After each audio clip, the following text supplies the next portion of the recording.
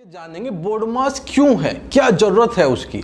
तो अगर मेरे पास ये सवाल है, देखो ये एक सा ही सवाल है, लगभग सेम सवाल है बिल्कुल, लेकिन अगर मैं इसे सोल्व करता हूं, मैं पहले क्या है इस चीज को सोल्व कर लेता हूं। 3 तिया 9, तो मेरे पास आ जाएगा 9 भाग 9। इसका आंसर क्या आ जाएगा, उत्तर जो इसका 1 आ जाएगा।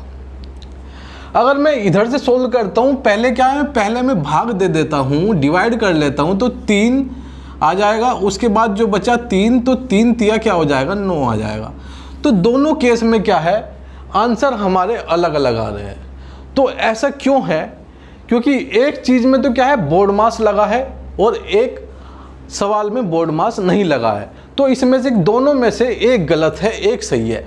अब आपको ये कमेंट करके बताना है कि आपको क्या लगता है कौन से वाला सही है। ये ए है, ए सही है, कि मैं इसका नाम बी दे दूं कि बी सही है। ये कमेंट करके आप बताओगे तो ही चैप्टर में आगे इंटरेस्ट बनेगा। इसका आंसर मैं अभी थोड़ी देर बाद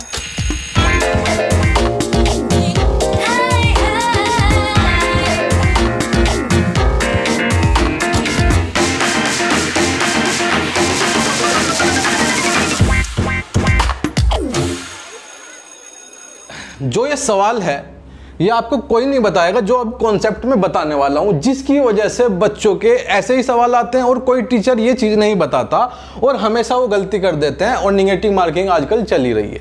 तो इसे क्या करना है, अगर आपने इसका आंसर अभी तक कमेंट नहीं किया है तो पॉज करके कमेंट कर दीजिएगा। तो इसे सोल्व करने के लिए हम क्या करेंगे, देखो जब भी कोई भी ऐसा सवाल आता है, ठीक है, यहाँ पे ब्रैकेट है, इसके बाद में ब्रैकेट ही समझाने वाला हूँ, पहले ये कॉन्सेप्ट समझ लीजिए। तो जब भी ऐसा सवाल आता है, ये ब्रैकेट में है 3, और अगर मैं इसे कर देता हूँ 9 भाग 3, 3 आ जाता है और 3 तिया 9, तो वो क्या हो जाता है, वो गलत हो जाता है।